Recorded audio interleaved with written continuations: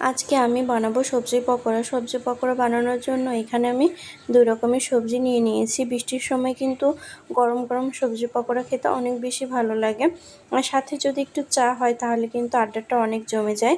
তো সবজি পকোড়া খেতে কার কার ভালো লাগে অবশ্যই কমেন্ট করে কিন্তু জানাবেন।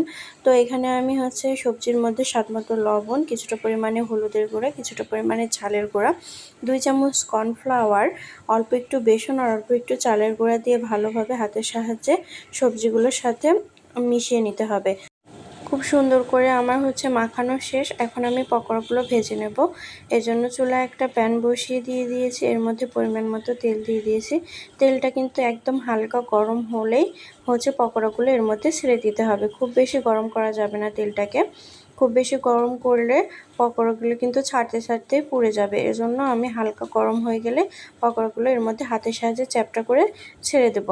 এক পিঠ আমার ভাজা হয়ে গেছে।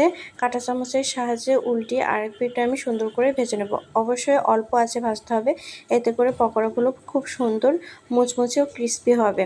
তো আমি লাল লাল করে পকোড়াগুলো ভেজে নিয়েছি। ঠিক এরকম কালার করে পকোড়াগুলো ভাজলে পকোড়াগুলো অনেক ক্রিস্পি হয়। পকোড়াগুলো যেমন উপরটা মুচমুচে ভিতরটা ততটাই নরম, খেতে অনেক বেশি মজার হয়েছিল। আপনারা চাইলে এভাবে ট্রাই করে দেখতে পারেন, আশা করি ভালো লাগবে।